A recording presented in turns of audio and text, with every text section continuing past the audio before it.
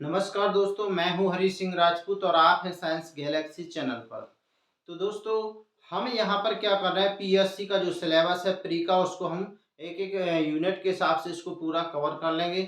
और इतिहास में जो दोस्तों भारत का इतिहास है, उसमें आप देखेंगे तो यहाँ पर एक टॉपिक का नाम है वेद। तो चलिए दोस्तों, हम बात करते हैं वेद की, ठीक है? तो सबसे पहले देखिए हम किसको पढ़ते हैं, वेद को पढ़ते हैं, ठीक है? ठीक है जी। तो देखिए दोस्तों, जो वेद है आपका, इसको कितने भागों में बांटा गया है? आपको पता है कि वेद के 4 भाग होते हैं, ठीक है? तो वेद के क्या होते हैं, आपके 4 भाग होते हैं। इनके हम चारों भागों के नाम देख लेते हैं, ठीक है? यहाँ पर देखिए दोस्तों, पहला आपका जो वेद है दोस्तों, वो है आपका ऋग्वेद। कौन सा वेद है दोस्तों? पहला आपका ऋग्वेद आपका पहला वेद है, ठीक है? दूसरा दोस्तों आपका क्या है? दूसरा आपका वेद है यजुर्वेद। कौन सा वेद है दोस्तों? यजुर्वेद, ठीक है? तो दूसरा आपका हो गया यजुर्वेद। और दोस्तों तीसरा आपका जो वेद है वो है आपका सामवेद। कौन सा वेद है दोस्तों? आपका सामवेद। तो वो हो गया तीसरा सामवेद। और चौथा दोस्तों जो वेद है वो उसका नाम है अथर्ववेद। कौन सा वेद है दोस्तों? अथर्ववेद। इस वजह से ये है आपका चौथा।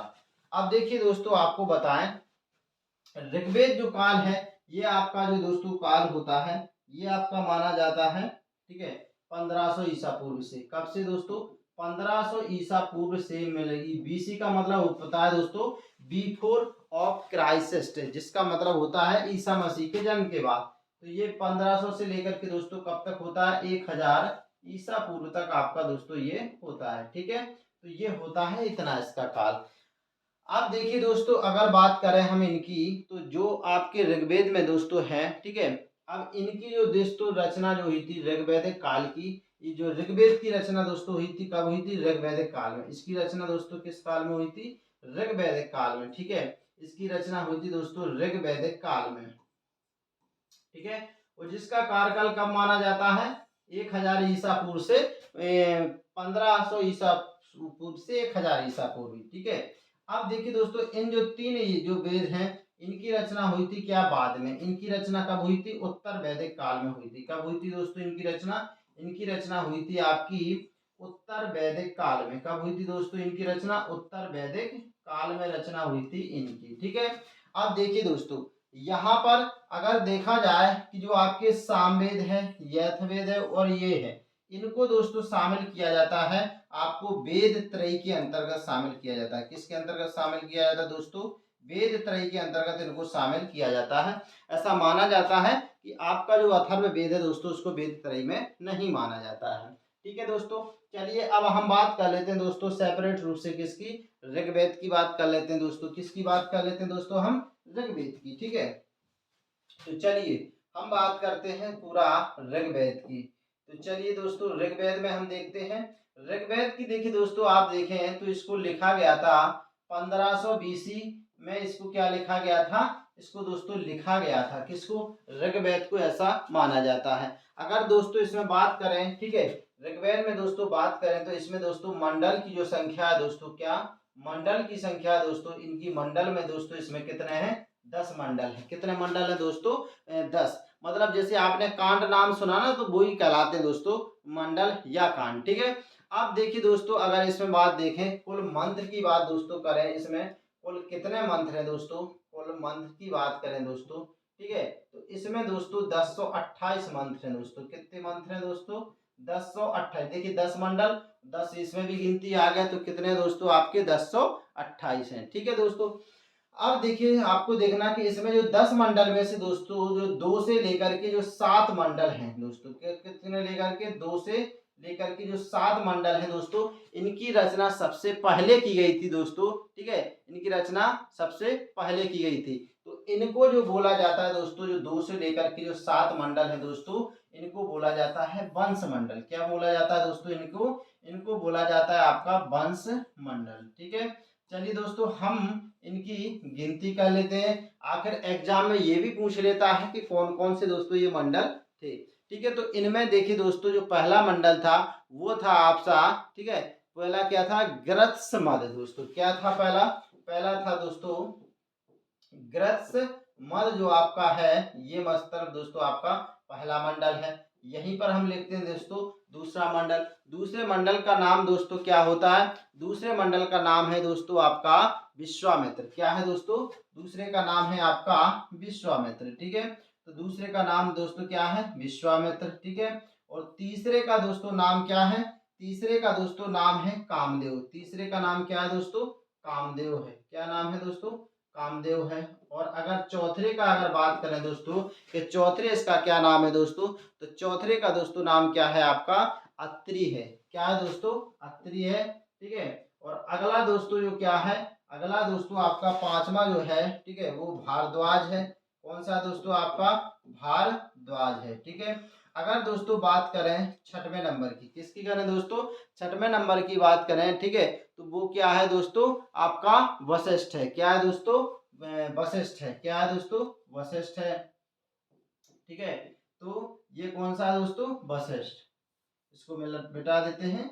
तो जो आपका ये है दोस्तों वशिष्ठ है। कौन सा है दोस्तों? ये है आपका वशिष्ठ है। ठीक है, ये आपका नाम का है दोस्तों, कौन सा? वशिष्ठ नाम का है। अगर दोस्तों इसमें बात करें, ठीक है, तो आपका अत्रि भी हो गया, भारद्वाज गृहसमद हो गया दोस्तों आपका। तो ये यहाँ से अपन कहाँ से 6 हो गए।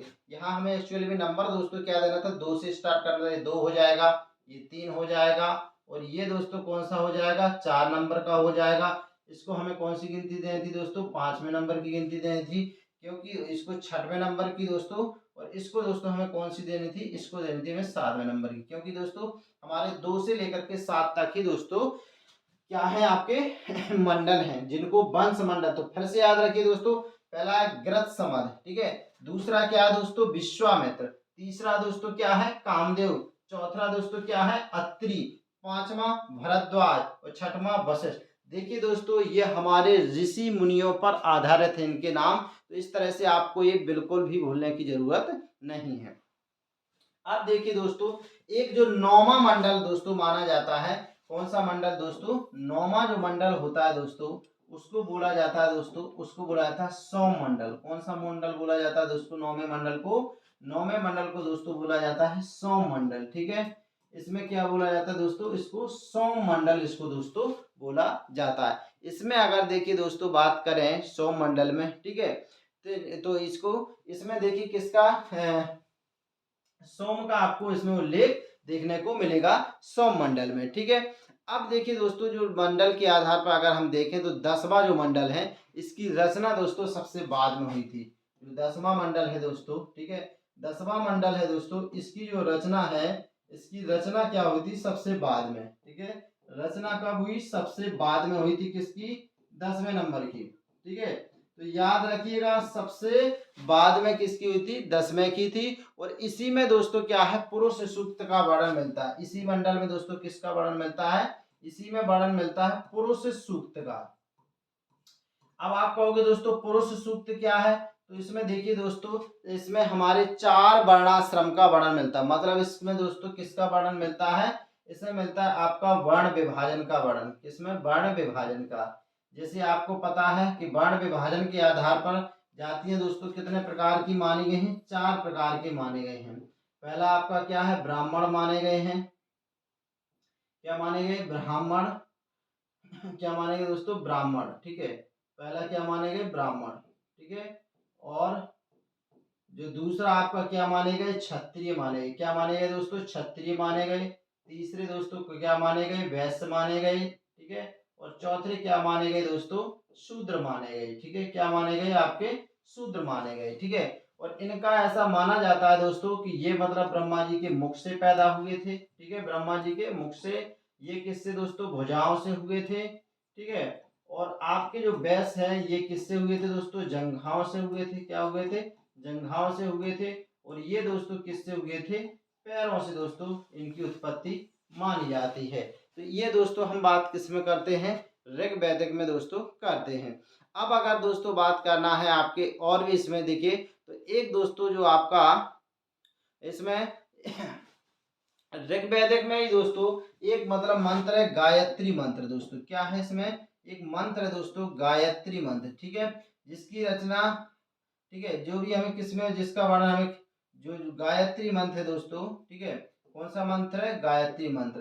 इसको दोस्तों ये किसको समर्पित है दोस्तों, ये समर्पित है सूर्य देवता को। किसको समर्पित है दोस्तों, सूर्य देवता को समर्पित है दोस्तों। ये जो आपका मंत्र है जिसका नाम क्या है दोस्तों, गायत्री मंत्र है दोस्तों। किसको समर्पित है दोस्तों, सूर्य देवता को दोस्तों ये समर्पित है। और आपको दोस्तों बता दें कि यह जो मंत्र है दोस्तों किस में रचित है, पद्य में रचित है। तभी तो इसको दोस्तों क्या किया जा सकता है, श्लोक की तरह इसको क्या किया जाता है दोस्तों, गाया जाता है। अब देखिए दोस्तों अगर ऋग्वेद की बात करें दोस्तों, ठीक है, तो ऋग्वेद के बाद फिर आगे जो रचना हुई थी वो हुई थी सामवेद की। तो हम सामवेद के बारे में भी देखते हैं, ठीक है। चलिए नेक्स्ट पेज में देखते हैं। तो यहाँ पर देखिए दोस्तों कि आपके इसमें कितने 1500 BC में दोस्तों इसको लिखा गया था, ठीक है दोस्तों। और देखिए इसमें मंडल कितने 10 हैं, कुल मंत्र कितने हैं दोस्तों 1028 हैं, 10 से रिलेटेड है। और इसमें 2 से लेकर के 7 जो मंडल हैं उनको वंश मंडल कहा जाता है। इनकी रचना सबसे पहले हुई थी। इसमें देखिए जो मंडल शामिल किए तो गृत्समद, विश्वामित्र, कामदेव, अत्रि, भारद्वाज, वशिष्ठ, ठीक है, इनको शामिल किया जाता है। 9वां मंडल देखिए दोस्तों किससे संबंधित है, सोम से रिलेटेड है। और 10वां जो मंडल है वो क्या है आपका, इससे 10वां मंडल सबसे बाद में इसकी रचना हुई थी। क्या हुई थी, सबसे बाद में रचना हुई थी। इसी में पुरुष सूक्त का वर्णन है। देखिए दोस्तों आठवां जो मंडल है उसकी जो हस्तलिखित रचना है, जो मंडल कौन सा है दोस्तों, 8वां मंडल है, ठीक है ना। जो 8वां मंडल है दोस्तों, ठीक है, उसकी जो हस्तलिखित रचना है, कौन सी लिखित दोस्तों, हस्तलिखित, ठीक है, इनको दोस्तों क्या बोला गया है, खिल बोला गया। क्या कहा गया दोस्तों, खिल कहा गया है। तो इस तरह से दोस्तों ये हमारे ऋग्वेद का था। अब हमको दोस्तों पढ़ना है सामवेद, यजुर्वेद। क्या करना है दोस्तों, यजुर्वेद, ठीक है। तो यजुर्वेद में हम देखते हैं कि इसमें हमें क्या पढ़ना है, ठीक है। दूसरा आपका क्या है दोस्तों, यजुर्वेद को पढ़ लेते हैं या हम किसको पढ़ लेते हैं दोस्तों, सामवेद को। तो आप जो कहें उसको पढ़ लेते हैं, ठीक है। तो दूसरा आपका हम पढ़ते हैं आपका सामवेद, ठीक है। या यजुर्वेद पढ़ लेते हैं, चलो यजुर्वेद ही पढ़ लेते हैं। चलिए यजुर्वेद है, ठीक है। तो यजुर्वेद देखिए दोस्तों जो है इसकी दोस्तों अगर रचना की बात करें तो ये दोनों इसमें लिखा गया है। किसमें लिखा गया है, गद्य में भी लिखा गया है दोस्तों और तथा पद्य में भी लिखा गया है। किसमें लिखा है दोस्तों, गद्य और पद्य दोनों में लिखा गया। किसमें लिखा गया है, गद्य और पद्य दोनों में लिखा गया है, ठीक है। अगर देखिए दोस्तों बात इसकी करें, ठीक है, तो ये देखिए इसमें किसका वर्णन मिलता है, इसमें यजु से मतलब क्या हो जाएगा दोस्तों, यज्ञ, या यज्ञ में भी आता है जा की जगह ज्ञा, तो यज्ञ और तथा बलि के समय, ठीक है। बलि मतलब क्या होता है दोस्तों कि जो किसी की बकरी के जैसे किसी को जानवरों को मार के उनकी बलि दी जाती है, तो यज्ञ और बलि के समय जो मतलब मंत्र उपचारित किए जाते हैं, ठीक है, यज्ञ और बलि के मंत्र इसमें दोस्तों शामिल किए गए हैं आपके किसमें, यजुर्वेद में, ठीक है दोस्तों। अगर देखिए दोस्तों यजुर्वेद की बात की जाए, ठीक है, तो यजुर्वेद दोस्तों इसमें क्या है, इसमें ये आपके ये दे दिए। अब देखिए दोस्तों यजुर्वेद की एक चीज और है, इसकी 5 संहिताएं दोस्तों ज्ञात हैं। कितनी संहिताएं ज्ञात हैं दोस्तों, 5 संहिताएं ज्ञात हैं इसकी ज्ञात है 5 संहिताएं, ठीक है। तो 5 संहिताओं में अगर आप देखें दोस्तों तो एक आपकी मैत्रायणी संहिता, कौन सी है आपकी पहली संहिता, पहली संहिता है आपकी मैत्रायणी संहिता, ठीक है दोस्तों, पहली है आपकी मैत्रायणी संहिता। अच्छे से आप ध्यान देते जाइए दोस्तों क्योंकि आपको पीएससी बहुत डिटेल में उठाता है दोस्तों। दूसरी दोस्तों आपकी काठक संहिता, कौन सी का संहिता है दोस्तों, काठक संहिता है दूसरी, कौन सी है दोस्तों, काठक संहिता। अगर तीसरी संहिता की दोस्तों अगर बात करें उसका है कपिस्थल संहिता। तीसरी कौन सी दोस्तों, कपिस्थल संहिता है। और अगर दोस्तों चौथी और 5वीं संहिता की बात कर लें दोस्तों तो चौथी नंबर की दोस्तों जो संहिता होती है उसको बोला जाता है दोस्तों तैत्तिरीय। कौन सी दोस्तों, तैत्तिरीय संहिता। और जो 5वें नंबर की दोस्तों संहिता है उसको बोला जाता है दोस्तों वाजसनेयी संहिता। कौन सी संहिता, वाजसनेयी संहिता। ये दोस्तों हो गई आपकी 5 संहिता, मैत्रायणी संहिता, काठक, कपिस्थल, तैत्तिरीय और वाजसनेयी, ठीक है दोस्तों। देखिए अगर आपको देखिए तो देखिए जो तैत्तिरीय संहिता है इसको दोस्तों एक नाम और है जिसका नाम है आपस्तव संहिता। क्या है इसका एक नाम और है? आपस्तव संहिता। ठीक है दोस्तों, तो इसका एक और नाम है आपस्तव संहिता दोस्तों, तैत्तिरीय संहिता का नाम है। ठीक है, इनमें से देखिए दोस्तों जो ये चार हैं आपकी, ये जो आपकी चार है दोस्तों, ये आपकी दोस्तों इसके इसके जो यजुर्वेद है दोस्तों, ये दो प्रकार के होते हैं, क्योंकि एक होता है कृष्ण और एक होता है दोस्तों शुक्ल। एक कौन सा होता है दोस्तों? कृष्ण यजुर्वेद। और एक कौन सा होता है दोस्तों? शुक्ल यजुर्वेद। ठीक है, ये कौन सा होता है? शुक्ल यजुर्वेद। मतलब इसको दो भागों में बांट दिया है। तो ऊपर की दोस्तों जो मतलब चार संहिताएं हैं, ठीक है, तो इनको बोलिए किसकी है? कृष्ण की है। तो ये किसकी है? ये कृष्ण यजुर्वेद की है, ऊपर की तीन संहिताएं। ठीक है, और आपकी यजुर्वेद की है। और ये जो लास्ट की है ओनली ये किसकी है दोस्तों? शुक्ल यजुर्वेद की है। किसकी है दोस्तों? ये है आपकी शुक्ल यजुर्वेद की आपकी संहिता है दोस्तों, ये वाली। ये आपकी किसकी है? शुक्ल यजुर्वेद की दोस्तों संहिता है। ठीक है, तो इस तरह से अगर आप देखेंगे दोस्तों, ठीक है, तो ये आपकी क्या है? संहिता है इसकी। ठीक है दोस्तों, अब चलिए दोस्तों हम देखेंगे आगे अगला वेद। तब तक के लिए आप साइंस गैलेक्सी चैनल को देखिए और उसको जरूर बताइए कि आपको ये जानकारी कैसी लगी, कमेंट में जरूर बताइए। तब तक के लिए देखते रहिए साइंस गैलेक्सी। बहुत बहुत धन्यवाद।